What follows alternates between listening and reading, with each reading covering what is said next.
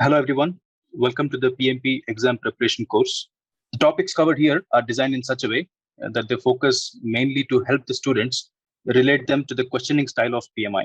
This course is not just designed for the people taking the exam for the first time, but this session can also help the candidates who are reappearing for this test.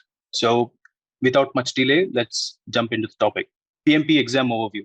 Today's session will be covered in three different sections. The first, the exam, the application, and then a few tips. In section, I'll take you through the exam updates. This will again be in two parts. First part will focus on the exam format, where we will try and understand how the exam pattern has changed from the past, what is the latest test schedule, etc. We'll have a very nice understanding of the current exam process in this part. Second part of this section will focus on different updates in the exam itself, and mainly different question types that we get to see in this examination. The second section will focus on the overall application process of the PMP exam. We all know how difficult, tiring, and time-taking the application process is.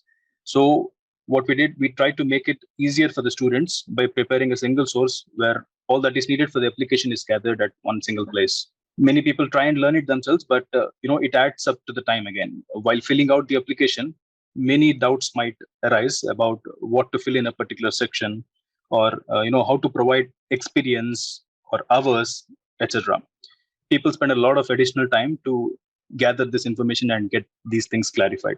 So we try to clarify most of the common doubts for the students in this section. We'll learn about the application process in four parts. The section will start with the process of creating the PMI website, creating an account in the PMI website, and providing basic information. And then we'll learn about how to put our academics, and then the contact hours, and then the experience.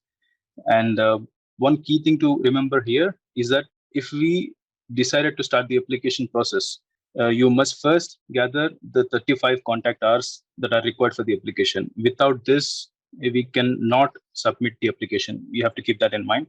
The experience part, as every student in this class come from a different background, I encourage you all to start customizing this explanation in relation to your own experiences. One of the difficult areas in the application could be the knowledge-based description section.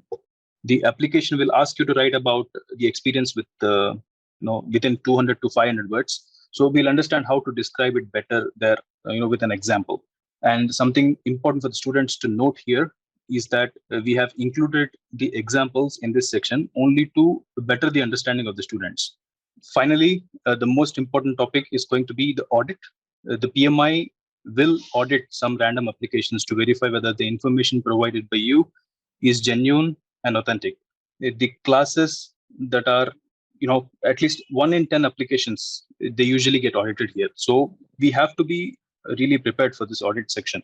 And what happens in this audit is that they will verify the contact hours, they will verify the ID proofs to check whether the personal information that you gave is right or not. They'll verify the college degree. So basically, everything is going to be audited if in case your application is selected for audit. So, and we will usually get notification from PMI through an email right after the submission of the application. Usually we'll receive this audit notice within a couple of hours after we submit the application. So we'll learn about all this stuff in this audit section. Lastly, we will end class with a few tips that could help you with this exam. And there are a few generic tips that we have gathered from the experience of many different students, FAQs and all. And there is no hard and fast rule that we should follow these tips. Just keep them in the back of your mind. If it helps, try to implement them. So let's quickly go and jump into the class examination. Let's understand first what are the latest updates in the current version of PMP exam. Duration. The total test time in the latest PMP test format is going to be 230 minutes, right? With 2 10-minute breaks. So it's close to a little shorter than 4 hours. Before January 2021, it was a 4-hour test, right? So 10 minutes it was higher and it had no breaks. Now, starting from last year, the test duration is reduced by 10 minutes. And this is not something to worry about because in addition to the time, the total number of questions have also been reduced by 20. So it's 230 minutes and there were 200 questions earlier and now we only have 180. Breaks. Whether you are writing the exam at the exam center or at home using online proctor facility, you will have an optional 2-time 10 minutes break. These 10 minutes breaks are totally excluding your examination time of 230 minutes. So you'll have 230 plus 10 plus 10. So you'll have 250 minutes of total duration for the exam. So when can these breaks be taken? The first break prompt will appear on your screen once you are done with the 60th question, right? And it's totally up to you whether you can take this break or not, or if you don't accept this first break, the question keep popping up. If you continue writing the test until 120th question, you'll get another pop-up for the second time for a 10-minute break again.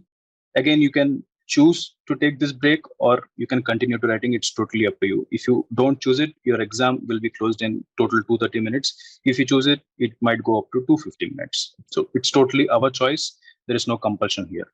But I would strongly recommend you all to just go for these breaks because it will help you freshen up yourselves and then start with a nice reboost.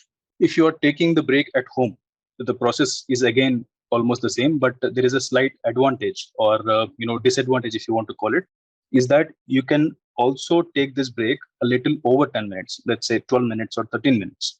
If you are a bit late, it doesn't invalidate your test further. But the problem here is that it consumes your time from the exam allotted time. So we have to be a bit careful there. So bottom line, first break at 60, second break at number 120. Questions. There are going to be 180 questions, as I mentioned earlier. There were actually 200 in the previous version of the exam. So although 10 minutes shorter now, students have 20 questions less to answer.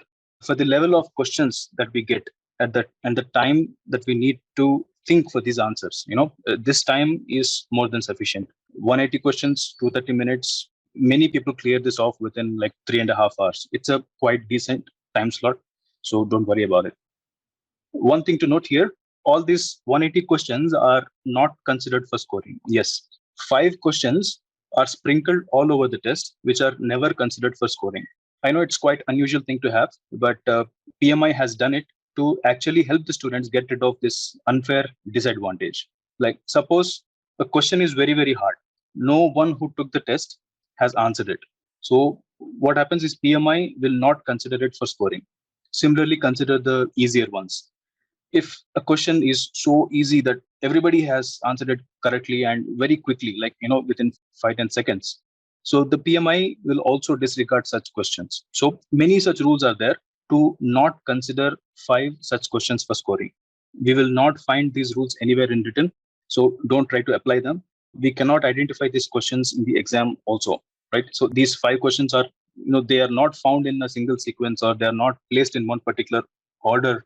They are not at the beginning of the test or they are not in the end of the test. They could be anywhere in the exam. So they are basically like just any other questions. So don't worry about finding them. And I keep repeating this, do not skip writing any of the 180 questions. So we should answer all 180, but just keep in mind that we will be scored out of 175.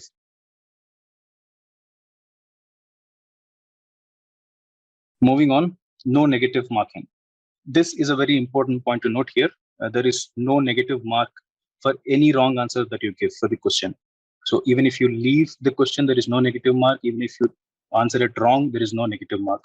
So this, in my opinion, is very advantageous to the students because when we are in a situation like we are unsure about an answer, we can take that risk and answer it anyways. If we are lucky enough, our gut feeling will become. So make sure you all answer all the 180 questions before you submit the test. Finally, the result. You will not be able to understand what is your score after you have finished the test. So the score will not be visible there. Out of 175, how many questions were right? But what we get is a simple pass or fail result right after the test. You don't have to wait for 1 hour. You don't have to wait for 1 day. Right after the last question is answered, you will get the result of pass or fail. And you are considered a PMP right after this result. Right? So although this is just pass or fail, we will have an analysis of how well we did in each domain though.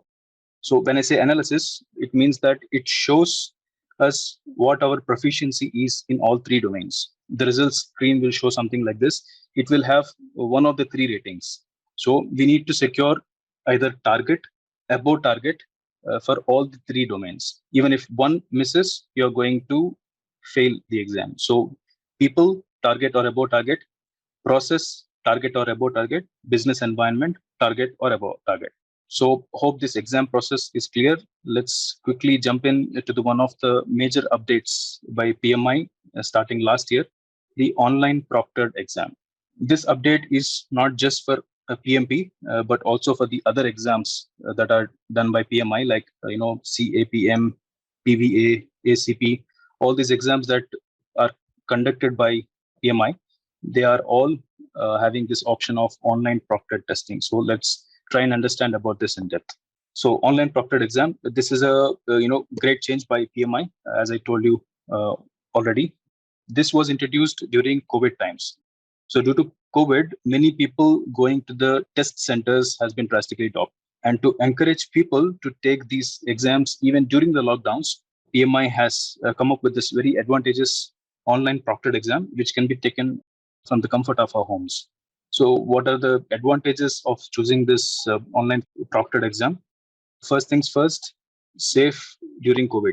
So if you are taking the test at home, we don't have to come in physical contact with anybody. You'll have a familiar environment.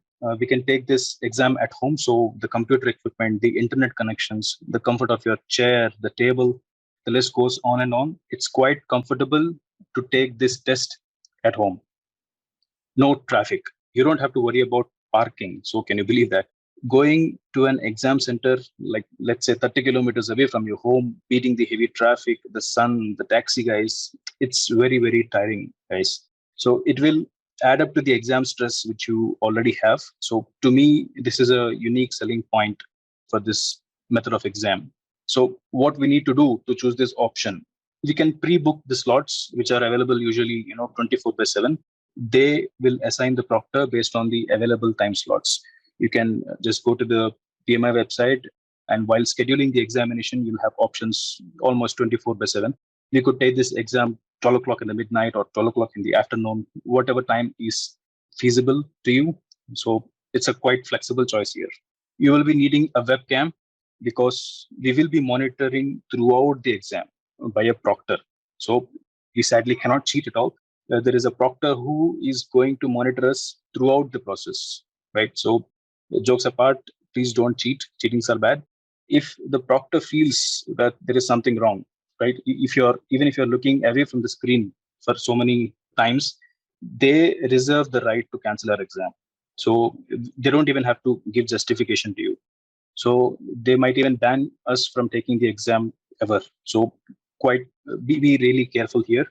So bottom line, a working webcam with a decent resolution is expected here. You'll need a strong network.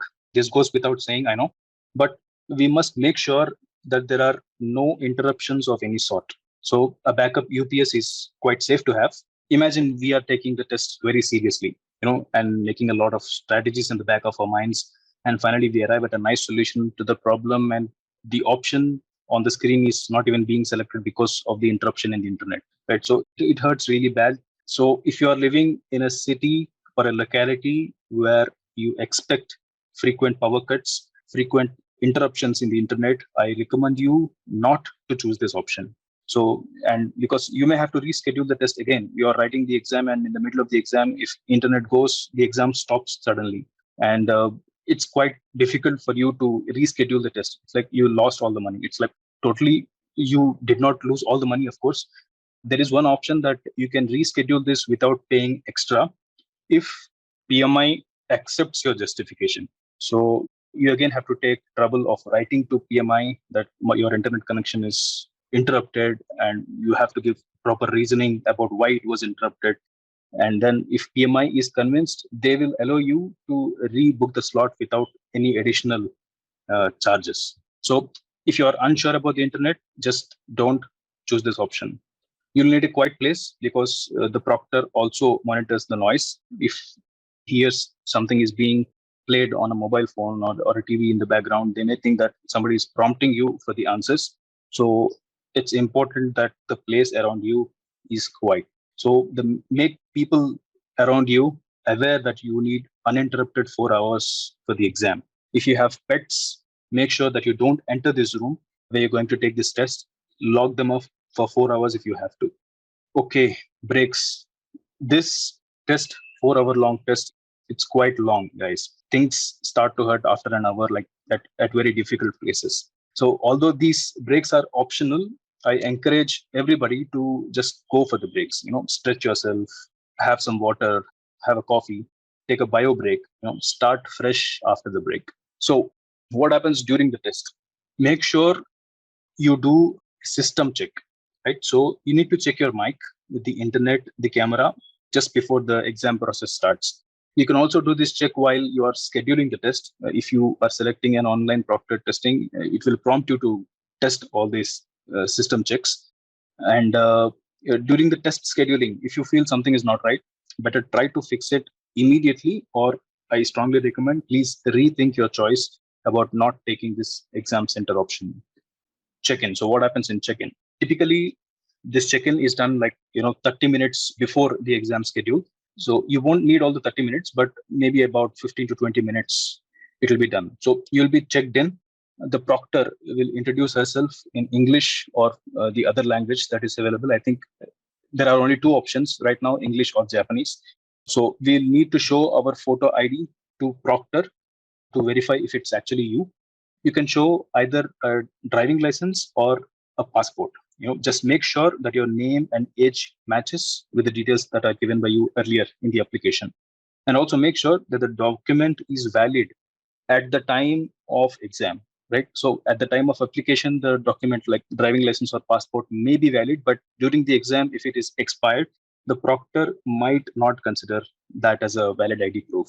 And also, the proctor will ask you to show the surroundings. So make sure it's quite decent enough.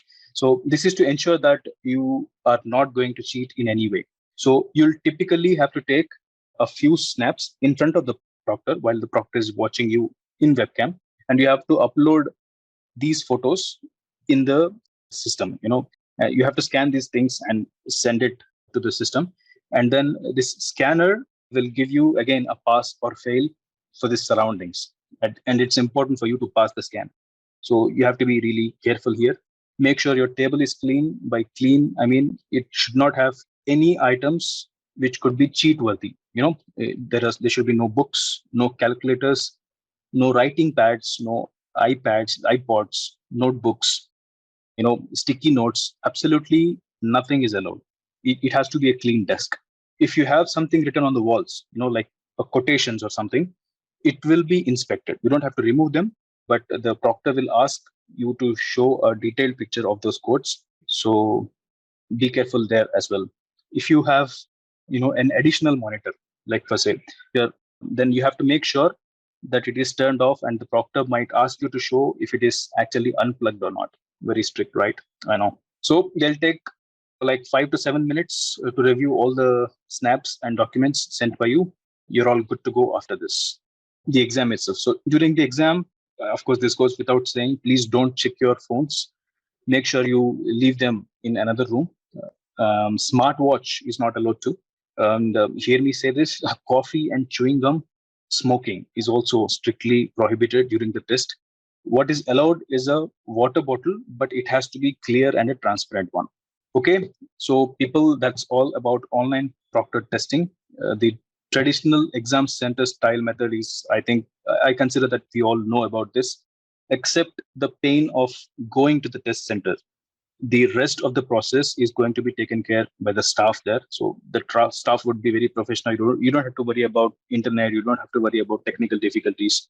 So if that is the right option for you, just go to the exam center and give the exam. All right. So I believe we have better clarity on the online proctored exam process.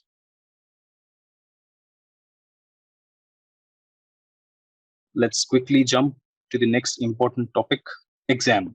In this topic, let's understand about the different types of questions that we get to see during the PMP exam. The changes within the exam content. Every profession keeps changing, guys. Every profession keeps evolving itself. New technologies emerge, new working styles come up, new expectations from the customers every day. So we cannot keep on repeating the old traditional times, old traditional methods to solve today's problem. As they say it, modern problems require modern solutions.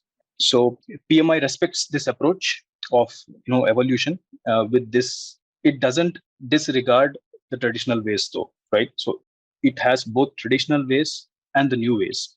We should all still have to know and beware of what those traditional ways are. That is why we should not disregard the PMBOK 6th edition. I consider that you all know that there are two latest editions, PMBOK Guide 7th edition, PMBOK Guide 6th edition. The 6th edition is more focused towards traditional ways, and the 7th edition that is required for the exam is more focused towards introducing agile ways and scrum ways and stuff like that. So we should have an understanding of both these books. We should understand and we should follow both PMBOK Guide 7 and PMBOK Guide 6 in order to pass the exam.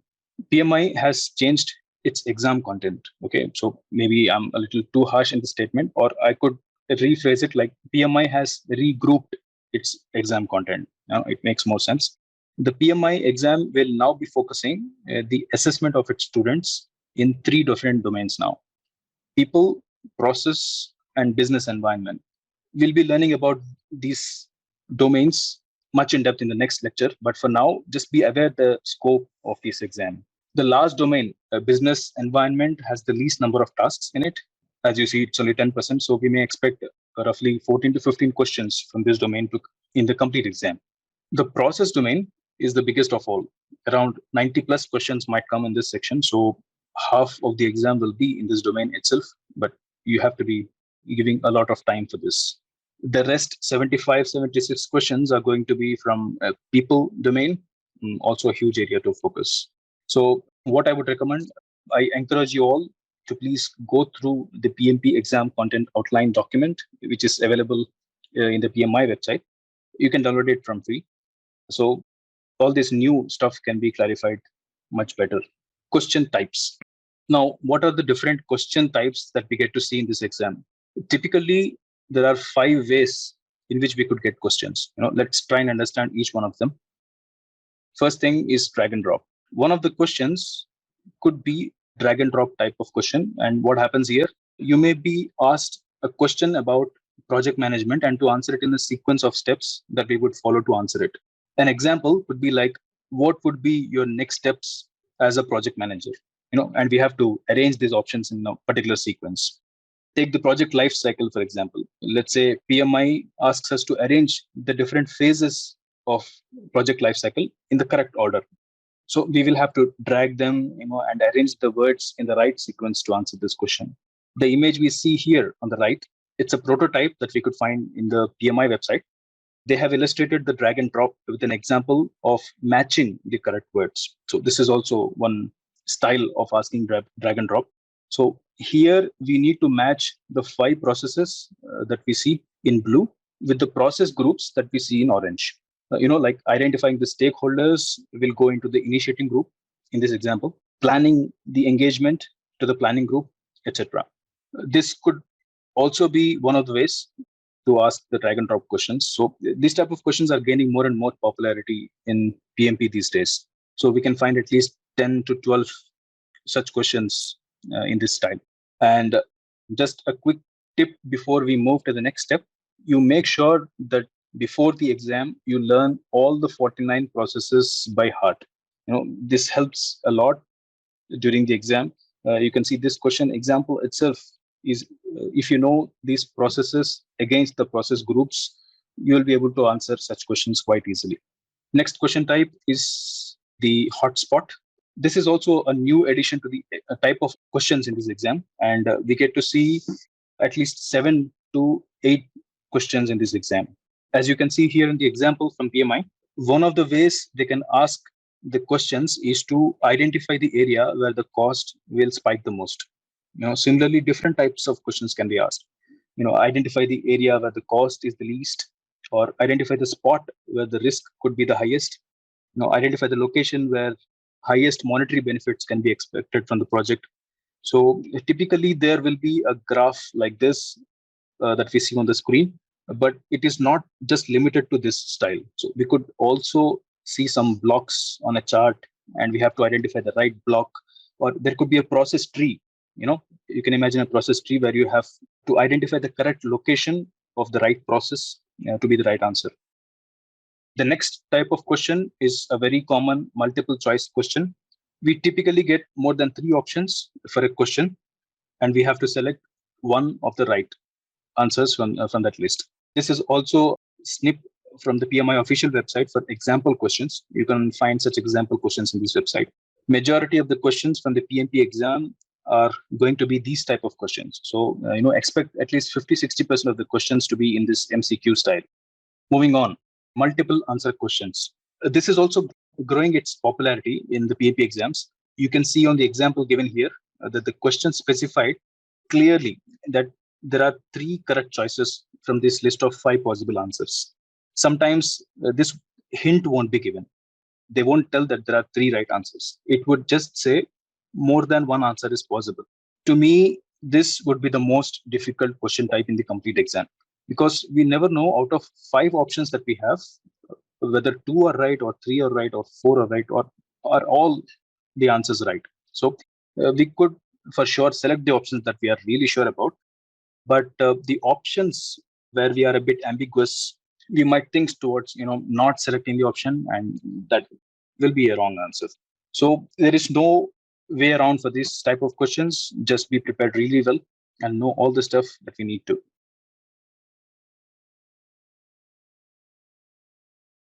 This blanks part is just like multiple choice questions, but usually these type of questions focus mainly on the definitions of project management terms.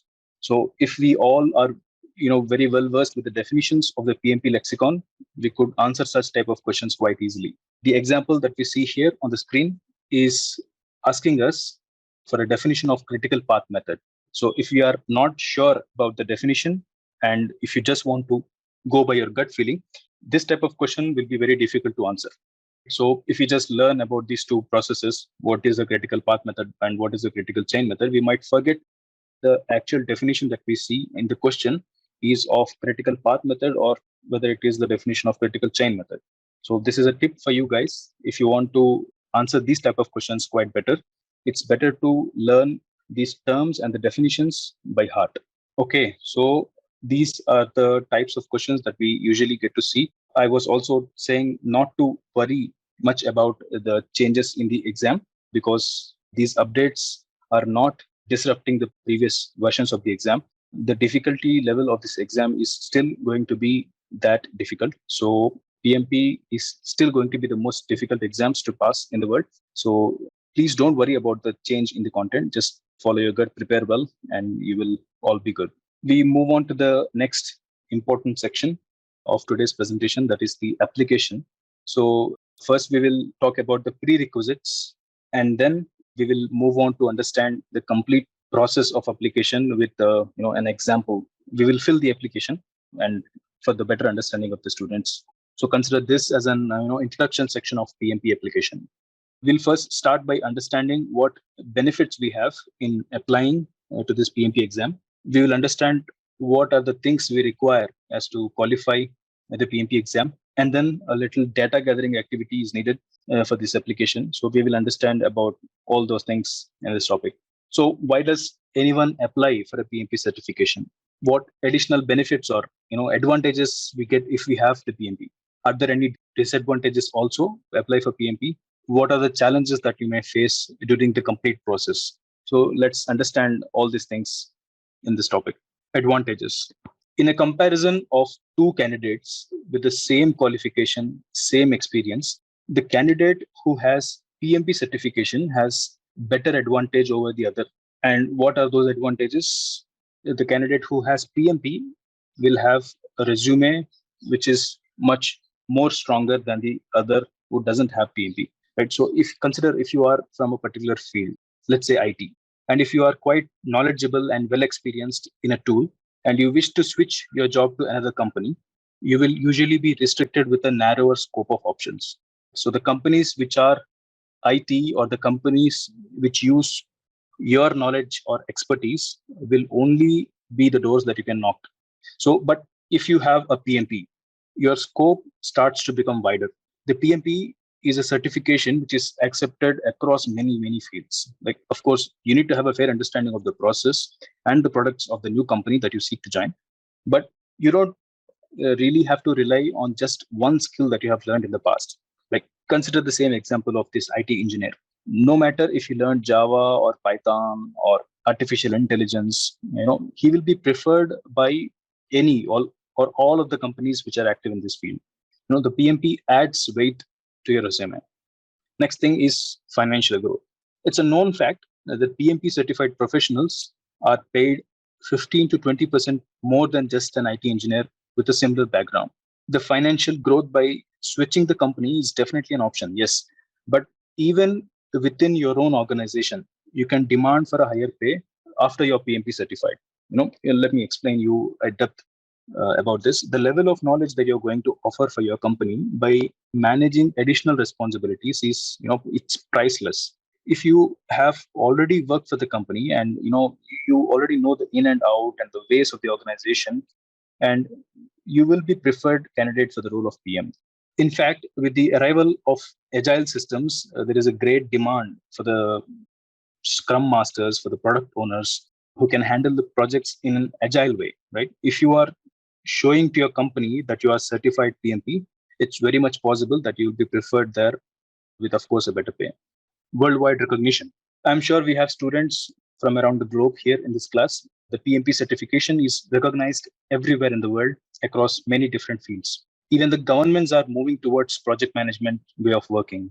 So if with PMP, you will be recognized wherever in the world you prefer to work.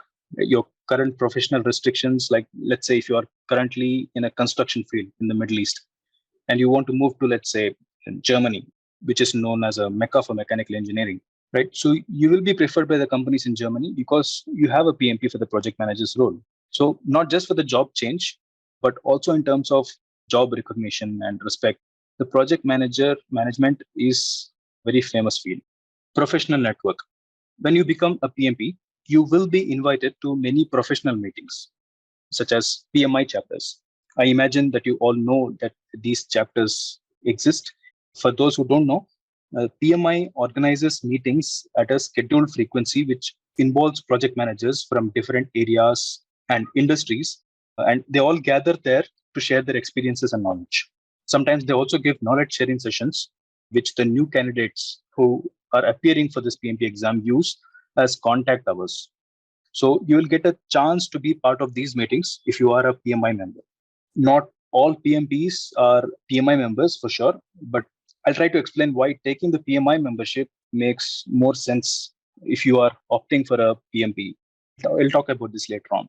And in addition to the PMI chapters, after you become a PMP, you will get to interact, with PMPs all across the globe, in social networks, and this will help in the professional growth, and you will have better opportunities with this.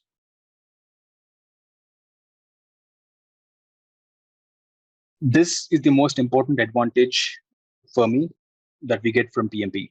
PMP is a very difficult exam, guys, and I keep repeating this always, that it is prestigious because to get that pass mark, to get that pass message on your screen after you've given the exam, you will have to transform yourself into a better manager. The process itself is designed so well that any candidate cannot just pass the PMP without changing his mindset to a project manager's mindset. We will also talk about how to build this project manager's mindset in one of our lectures. So with this inclusion of new ideas like agile, scrum, hybrid methods, and of course the traditional waterfall methods, PMI is always encouraging the candidates to learn new things, to become better at their job, and it keeps upgrading itself. I'm sure you will all become better managers if you are a PMP certified. Now, is everything quite rosy here in PMP? I'm afraid not. There are also disadvantages if you're talking about the PMP exam. Let's see what those disadvantages are. PMP is an expensive affair. So you will have to pay for the membership. Again, it's a personal choice, but you will understand that paying for the membership is actually cheaper than not paying the membership. I'll explain you on this in a bit. So, and you will have to pay for the training, you'll have to pay for the contact hours. These things are not cheap, guys. They come with a lot of cost. So if you, God forbid, fail in the exam, you have to pay for the re-exam too. So that is also additional cost. Right? So we all have to agree that this is an expensive exam. Time. Getting a PMP is a time-consuming process. I think you all know by this time. So we have to sacrifice a lot of personal time, switch our mindsets from our current job to this PMP training. The data gathering for the application process itself is time taking. The time that we need to put to gather those contact hours, the exam preparation, it's a lot of time from our life. The difficulty level. So we all agreed that PMP is one of the most difficult exams in the whole world.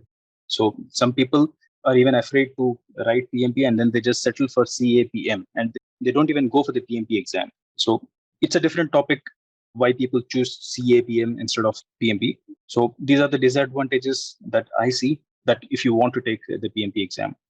In addition to this, there are also difficulties. We'll see what they are. The PMP is constantly evolving. I know that I've taken this as an advantage, but it can also be considered as a difficulty. And why difficulty? Because the subject of project management, that itself is so vast and ever evolving that candidates have to put a lot of efforts to get PMP certified. Sometimes there could be questions from Prince 2, so projects in controlled environment. I don't want to scare you much by involving all these things, but it is possible that you get a question from Prince 2 as well, right? So PMBOK Guide 6th edition, PMBOK Guide 7th edition, all these are just one of the sources of PMP exam. They are not all. They are not the guides for the PMP exam. So they just give us the best practices that are generally accepted across the industries. So if you get a question from Prince 2 methodology, you can't just ask, hey, I have not read it. It's also possible that in PMP you get questions from other methodologies as well. So in order to ace the exam, we may have to at least be aware of what these additional things are. So it's a difficulty in my opinion. Finally, maintaining the PMP part. The PMP exam you pass is valid only for 3 years. So to maintain your PMP certification after 3 years, you have to prove to PMI that you are still active or you were still active in those 3 years of PMP certification. To prove this, what we should do, we have to submit a total of 60 PDUs, right? These PDUs are that you have either taught for 60 hours or you have taken the classes for 60 hours. This is for a period of 3 years, of course, but this is a difficult process, right? So you have to constantly keep getting involved. You have to, you're bound to go to these PMI chapters to gather these PDUs and all. So guys, my intention is not to scare you off with the disadvantages and difficulties. I'm sure many of you already know these things and still decided to move ahead with PMP. So that is the most important part. Every exam is difficult, not just this. CAPM is also difficult. So only after we pass these difficulties, we get the real satisfaction, the real pride of passing the exam. So don't be afraid of the disadvantages and difficulties. PMP is for you. So with that said, let's move to our next topic, things we need for the application. In this topic, let's understand what education and experience we will need to apply for PMP. If you have 4-year full-time bachelor's degree or above, like master's or a doctorate from a university, you will need 35 contact hours. These are professional education on project management. Contact hours means something professional about project management that you have learned in a professional classroom.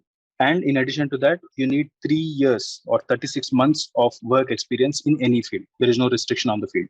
If you noticed, the professional education can be in the form of 35 contact hours or in the form of CAPM certification. So you need to submit either one of these. So this is also one of the reasons why people choose CAPM. But if you ask for my opinion, this is not necessary. You can just sit in the 35 contact hours. That's much easier because I don't want to take 2 exams to get 1 PMP certification. So, but it's totally up to your choice. If you want to go this way by writing the CAPM exam, it's totally up to you. If you have a 3-year long, full-time high school diploma, you will have to show higher experience of 60 months as against 36 months or 3 years there. So 3 years for 4-year degree and 5 years for a diploma. Now, in India, some of the degrees are 3 years, like, BSc, BCom, they're all finished in 3 years. Now, you may ask whether can we consider this as a degree? And the answer is yes. Either a 3-year degree or a 4-year degree in India, you are allowed to show it as a 4-year degree only. And you just have to show an experience of 3 years, right? You don't have to wait for 5 years if you are a 3-year degree holder. And this might not be the case in, let's say, Americas or Europe, because their degree means a 4-year course, right? So the basic thing is that you need to have a certificate which is awarded by recognized institution. The next thing is experience. Do not worry if you're not a project manager in your current role, you are still eligible for this application. You have to lead the project and you don't have to lead the people, right? So also the team size, the value of the project, it all doesn't matter. But you need to be aware of this because you have to enter these details in the application. If your project cost is less or if your team size is too small, it doesn't matter for the application. You will still be considered as a candidate. And as I told you earlier, you don't have to be PMI member to apply for the PMP exam. So all these things are written here. Next thing is cost. Let's see how much we need to pay for the exam. If you are a PMI member, your total cost of the application is going to be 34,194 Indian rupees when I checked last on 1st of May. This cost keeps changing because this cost is usually in US dollars and then the exchange rate keeps changing every day. So as on 1st March 2022, for the PMI members, the exam is going to cost 34,194.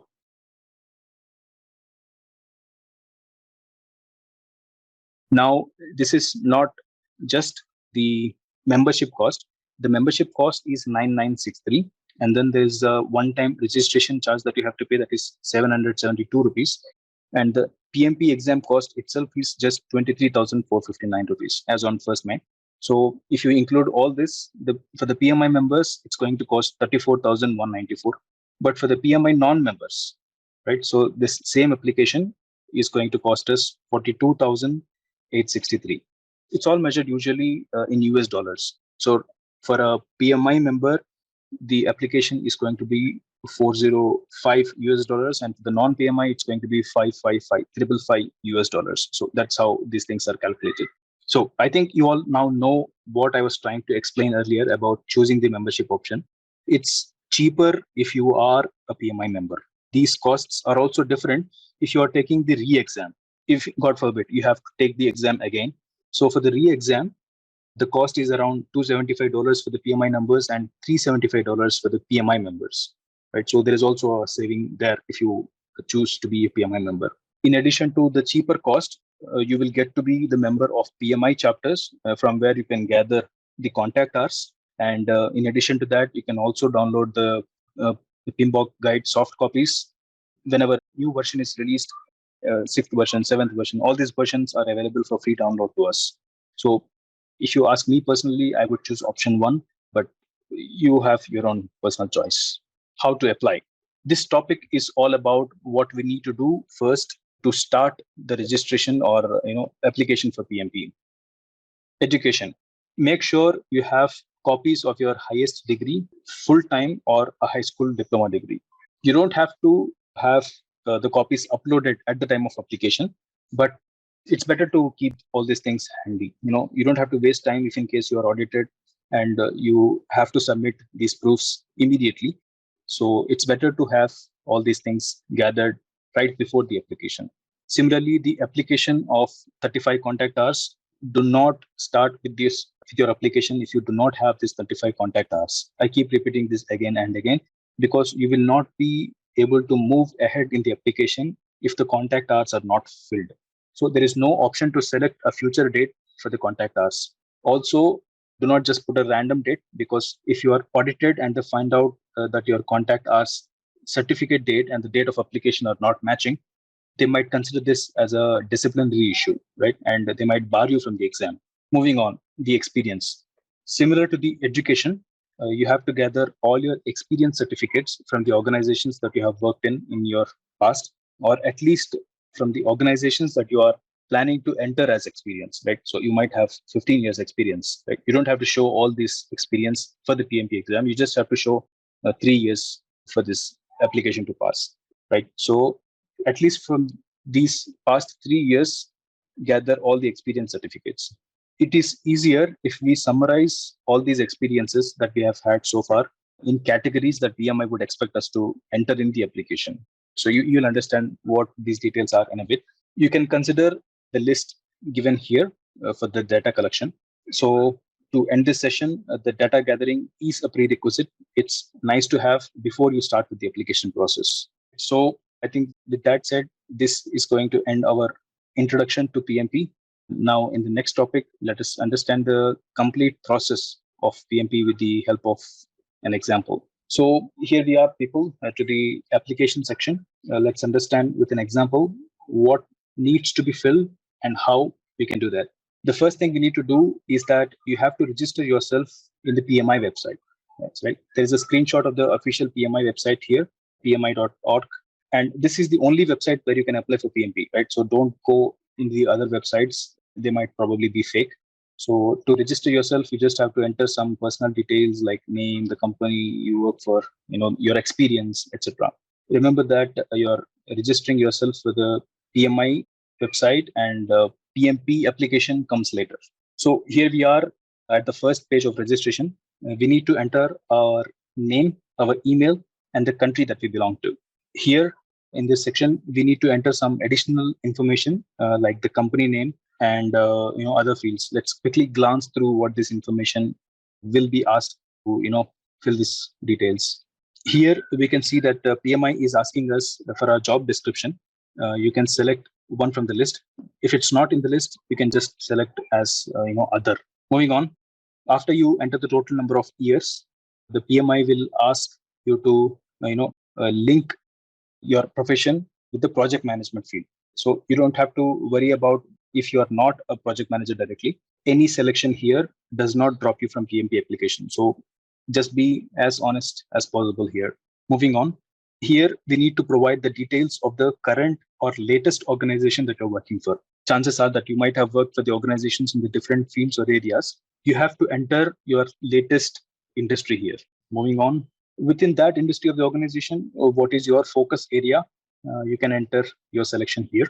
Finally, the credentials. So you can give the password respecting the password guidelines and answer the security question just in case you forget your passport, and that's it. You are registered for PMI. And now you can go ahead and apply for the membership, which I already mentioned as an optional thing. You don't need this for PMP application. In the next slides, I will be explaining to you about how we can apply for PMP exam with this registration done. Now, as you can see in the top right corner, the name PMP candidate is what I chose while I created this application. Your actual name appears here, right? So when you are registered yourself, you'll see your actual name here. So to access to your application form for the PMP, you have to go to the certification tab that's here in this screen. And then you can find that there are so many certifications on the screen. So certifications, overview, certifications, agile certifications, micro credentials, all these are different certifications that you can apply for. And here you can find the project management professional certification.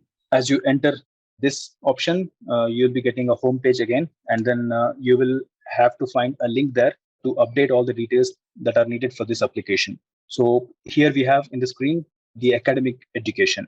Depending on what you select as highest level of education, your academic education will be rated as secondary degree or diploma. So we learned about this category in the previous slides. So you will have to enter the years, either 3 or 4, based on the degree in India. For the candidates in US or Europe, as I told, it's going to be 4 years only. So you will then select the country of your origin and the name of the university. Again, something important to note here for the students in India especially, you may have studied in a college which is associated with a university. So college is different, university is different. So mention that university name and not your college name here. If they verify your candidate certificate in the audit, the certificate is going to have your university name, right? So it's much easier if you submit or mention the university name here. And finally, you get to select your fields of study, choose IT or arts or any fields that you have your degree from. When you click on Save Education button from the previous slide, you will get a screen like this, which confirms the details. So make sure you verify this at this stage itself, because later the changes might not be accepted. You can see an option here to edit if you find a mistake while proof checking.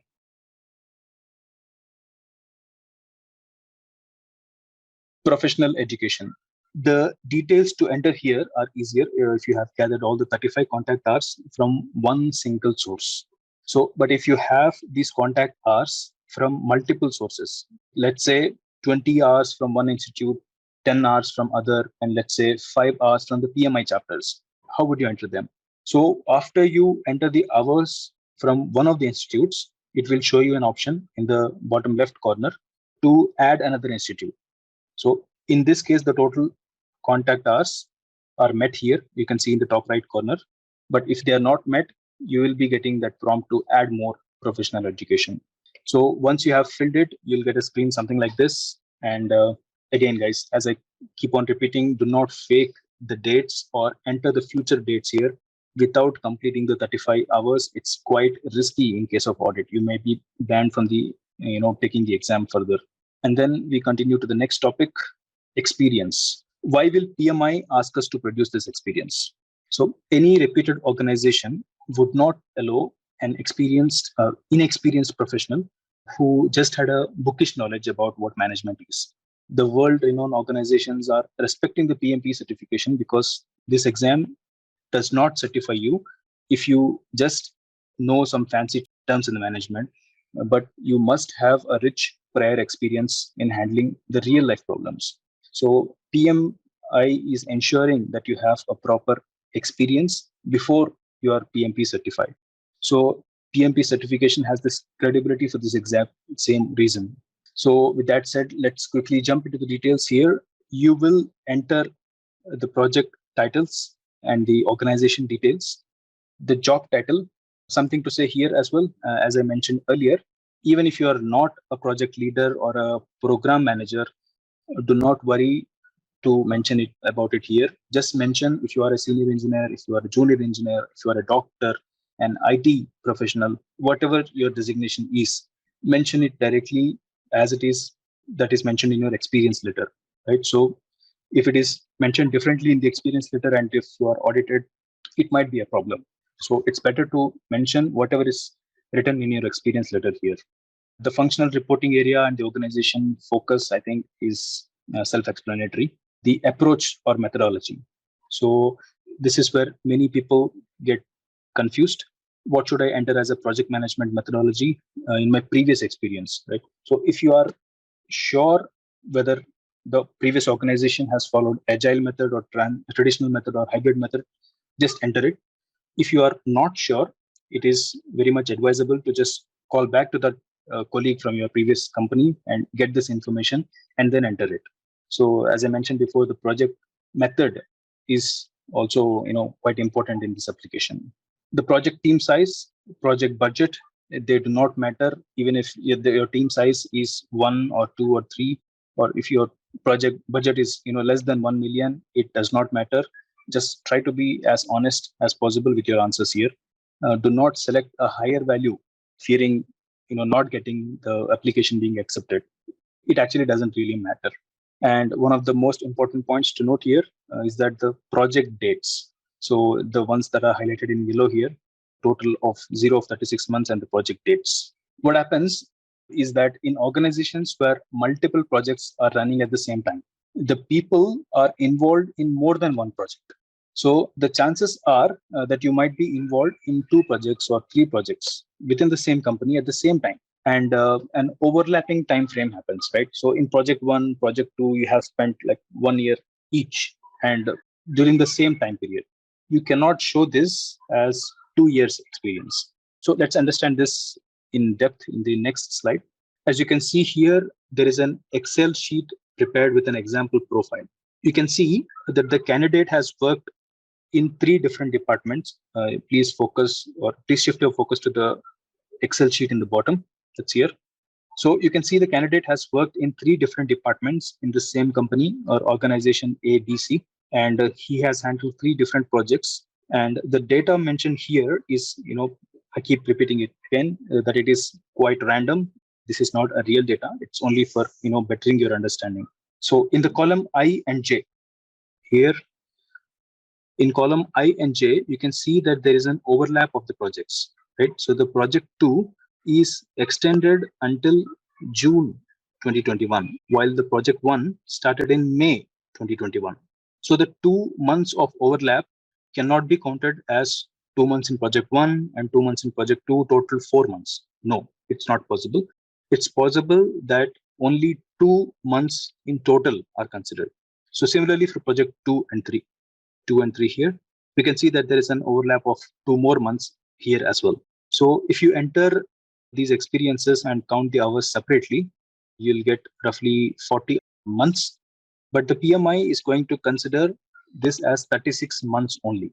So why it's important? In this example case study, we are qualifying for the 36 months or 3 years of experience, right? It's quite fine here. But consider a case where project 3 has started in February instead of January. So in this case, what happens? The total months in the project 3 will become 12 instead of 13. So due to this overlap, then the overall experience is going to count only as 35 months and not 36 months. And you will not be able to apply for this PMP certification. So this overlap is very, very important. Please gather the data before starting the application, understand whether you have this total experience, and then go ahead for the application. And as you see here, it's better to populate the information in an Excel format to verify these points. Just a simple calculation that the Excel gives us, and you'll understand whether the overlapping hours are considered or not considered and what the actual experience is. Okay, moving on. Finally comes the toughest part of the application, the project description. The PMP application asks us to summarize each of our projects in 200 to 500 words. So I recommend you all to first type this in a Word document and then transfer it to the project description field in the application. The PMI has clearly provided us with the guidelines or hints about this summary, like what it should look like. The image you see here, it's from the application itself, where you can find the keywords that are underlined, project objective, outcome, the role, responsibilities, the deliverables, and the number of words. So all these things are listed here. So we have to write our description in this flow only. So any project that you have worked on has to be described in this particular flow. So first, we need to mention the objectives of the project, what the outcome was in that project, what was our role in the project, what were our responsibilities in the project, and finally, what were our deliverables in the project. And we need to give the complete description within 200 to 500 words. The project objective. For the purpose of explaining, I have formulated this example project description, and I keep repeating this. This example is only to better your understanding on what to write, right? So please do not replicate whatever that is mentioned here in your application. You may follow the flow that is provided in the left, but the image provided here with elaboration is a pure work of fiction, and it does not represent any real profile. So what do we have here? The project objective is explained, for an example, network security system establishment project. So the imagined objective here was to create this network security system to deal with the data breaches. So you may relate this to your own work while you enter these statements.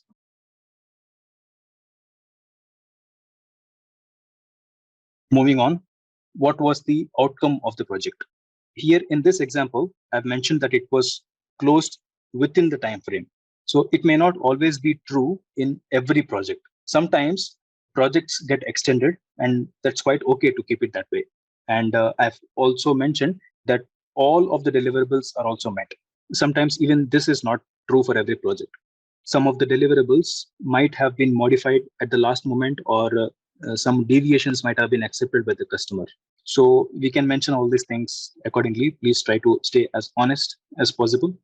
So even if your project was terminated, right? So that is also one case. It is allowed to mention that your project was terminated. Don't be afraid that you only have to put the successful projects here. So there are many reasons why a project could be terminated, and that does not mean that you have not worked or contributed to the project. So if you have a project where you feel the experience hours could add up, just add it and explain in what circumstances the project had to be closed. Moving on, yes, here is the catchy part. Although you have mentioned that you are an IT manager or a logistics lead or a junior engineer or a senior engineer in your application, when you describe your role in the project here in this description section, it is important that you mention that you have led the project. So do not get worried again if you have not led a team. Focus on my words. You don't have to be a project manager here. You just have to lead the project. Every individual is going to direct the project within her or his own scope of work. The work you have done in the project indeed actually means that you have led the work in particular direction, right?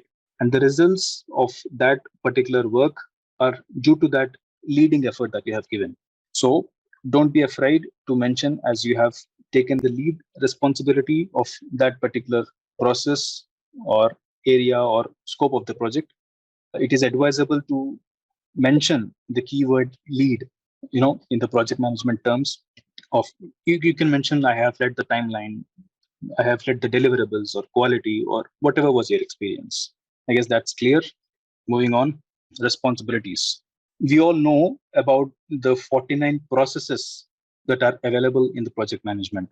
So one of the ways that we can make use of this knowledge is that we could write the responsibilities using these processes. If you shift your focus on the process groups in the table, the 5 columns indicate the stages of the project. You can see here initiating, planning, executing, monitoring and controlling, closing. So this actually represents the project flow. So imagine it this way. While describing your responsibilities, my responsibilities were to, let's say, identify the stakeholder and let's say maybe collect the requirements and maybe here managing the quality and controlling the quality and then closing the project. So this is how you have to mention your responsibilities in the project. If we follow this flow, one thing is that we tell PMI that we follow the project management methodology. And secondly, we will not risk missing any task that we might have done in the project. So in this example, I have followed a similar methodology. I'll quickly read it out loud for everybody's understanding. Responsibilities in the project. I developed the project charter during the initiation phase of this project and presented it to the top management to get it approved from the project sponsor. I generated the list of probable stakeholders in the stakeholder register and identified the key stakeholders who could be involved in this project. During the pre-assessment of the project deliverables, I conducted the ideation workshop to list down all the critical milestones, lessons learned from previous experiences, and probable risks in establishing the network security systems. In the planning phase, I have led the team to perform qualitative risk analysis for the previously defined or identified risks and assess which of them are most impactful so that the firewalls could be prioritized. I've also conducted meetings to quantify the risks identified through quantitative risk analysis. Additionally, I was the lead manager in planning the procurement, where I have identified the vendors suitable for multiple activities. I have directed and managed the team's work during the execution phase, making sure that all the project deliverables are as per the expectations from the customer. I defined the communication channels and predefined the recruiting meetings and timely reviews for better communication management. I have led the team in gathering the valuable project knowledge in common project shared drive in a systematic identification for easier tracking so that management of process knowledge is done efficiently. During the monitoring and controlling phase, I controlled the project costs by creating a traceability mechanism on each invoice, thereby efficiently controlling the procurements. I also created bi-weekly status reports and conducted review meetings with the higher management so that the project statuses are up to date. Finally, during the closing phase, I led the team in prototype testing and presenting the end customer for feedback. The product was launched successfully with all the deliverables met. I finally closed the project by documenting the project report, clearing all the vendor invoices and approval from the senior management. If in case you choose to mention the waterfall or traditional processes, one thing to note here is that you make sure you have mentioned the same processes in the application. So if we mention agile processes in our description, make sure that in your application, in that particular project, waterfall is not selected. So this will invite the audit. And also make sure that you mention everything in active voice, like I did it instead of we did it. And don't use it was done instead of I did it. So first, write down in common tongue in the way that you could describe your experience, and then choose this process sheet, the complete list of processes, to convert this common tongue to Wimbok terms. Finally, the deliverables are to be explained, and these are the deliverables of the overall project in this example. When you are done with the write-up, you can check for the spelling errors and then paste this data from the Word file to this project description field in the application form. And here you will get a word count where you can make sure if you have those 200 to 500 words. You can also verify this in the Word document, of course, but it's also important because if you are writing this less than 200 words, chances are that you will not get this button of save experience.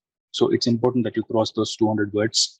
Okay, so this ends the application process. Let's quickly go to the next topic where we will learn about what happens in the audit. So as soon as we submit, we get a confirmation of application receipt. That's one email. But if your application, God forbid, is selected for the audit, you are going to get another email within very short time.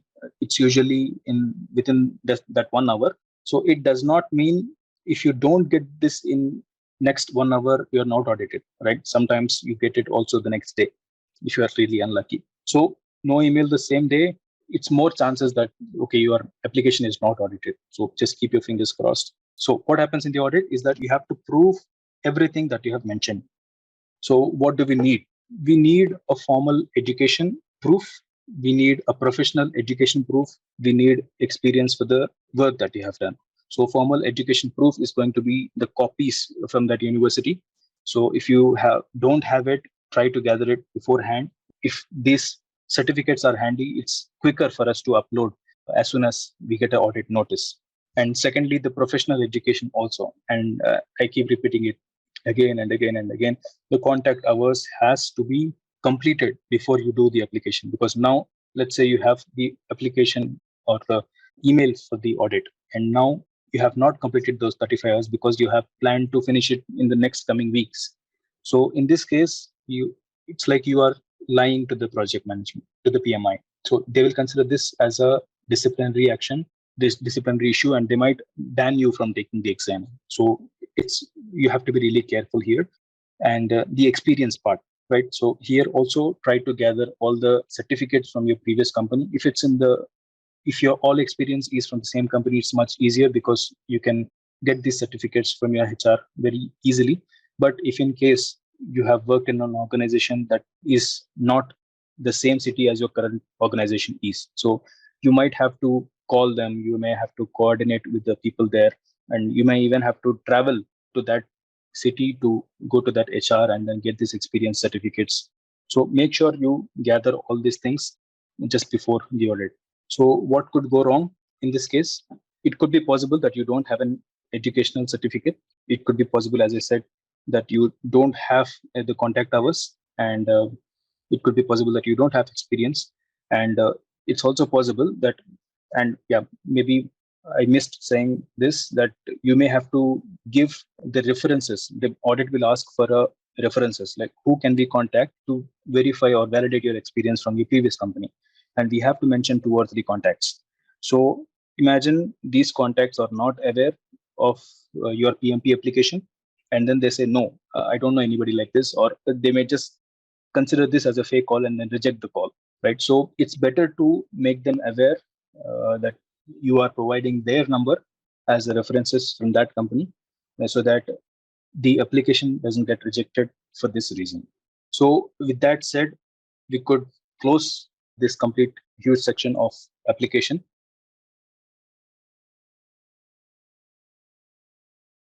We can move on to the next section of tips, exam tips. As I told before, guys, these are very quite generic suggestions to you, as you all are going to take this journey of PMP exam. I thought it's good to have few handy tips to you. Remember that you're going to achieve the PMP certification to be better manager, right? So we have seen in our own organizations that there are many people who are designated as project managers and program managers by chance, right? So they're just given that job and they do not actually do justice to their job. But you, on the other hand, have taken this good decision to learn the PMP and also to be a better manager. So do not let the exam itself move you away from that thought. When you keep in mind that you have chosen this path to become a better manager, things will start getting easier to you. Yeah, I know this is a hard thing to be realized, but as much as possible, stop relating the things that happen to you in your organization with the lessons that you are going to learn here. So the PMBOK guide and any other PMP exam material will explain you the things which are generally accepted best practices and they are accepted worldwide. So I'm not saying here that your organizations do not follow the best practices, but every time it may not be the case. So sometimes you may feel this is something that I have not experienced in my company, so this might be wrong. So please don't have that mindset. Try to learn these things with open mind. I think I've mentioned this before. You have to be proud of the decision you have chosen to take one of the toughest exams in the world. And also, once you clear it, the level of responsibility that you're going to handle is not a small one.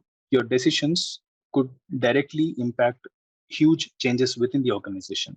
So be proud of who you will be after this exam. There are many free and paid mock tests available out there on the internet. So before the exam, try to answer at least 5 mock exams. It gives you the confidence while you prepare. Also, plan these mock tests not at the end of your preparation timeline, but sometime in between. This allows you time to correct your preparation strategies. I think I've mentioned this also before. You have to learn all the 49 processes by heart. There is no way around, right? So you should be able to identify from which process group or from which knowledge area this process belongs to. There could be direct questions about these processes in the exam. So I keep repeating this over and over. You have to learn all the 49 processes by heart. You have to cover the PMBOK guide, guys. So I know it's a huge thing. It's a huge book. The 6th edition itself is like roughly 950 pages, 960 pages. And in addition to that, we have 7th edition also. So you don't have to learn this complete book by heart. There are some things which you cannot avoid, but you don't have to learn by heart all the 6th edition and 7th edition. But consider this as a good read and hover through all these pages in 6th edition and 7th edition at least once before the exam. The training classes that you take, the contact hours that you gather, they are actually good enough to cover all your syllabus that you require for the exam. But you will find one or two helpful words when you hover through this 6th and 7th edition of PMBOK guide, and they'll help you in the exam in one way or the other. Everyone who take the PMP exam is quite busy, right? So we all know everybody is a working professional. It is very difficult to take out the time slot every day. So what happens here is that people will either gather everything and push it to the weekends, or they make study plans such as once in a week time slots. It will overload you with a lot of data at once. So I strongly recommend that you have to study consistently. Do not overload on a single day. And remember that you can eat only so much in a day, right? Be well prepared with the check-in documents like ID proofs or cleaning of the room that I mentioned. If you choose the online proctored exam, it will help you free your mind on that day of the exam, right? So if you are unsure about an answer with a 50-50 chance, just follow your gut. Take those 10-minute breaks. Breaks are important. As I keep telling you, it will boost your minds. Beware of tricky questions. Sometimes the questions are quite confusing. The answers could be quite confusing. So make sure you read the questions twice or thrice before you select the answer. And as there is no negative marking, as I already told you, do not forget to answer all the questions before you submit the exam. So make sure you have not missed anything. We have 230 minutes for 180 questions. So if we target a minute for each questions, we will have time to recheck the answers at the end of the exam, right? So you have to target like 1 minute, one question to answer.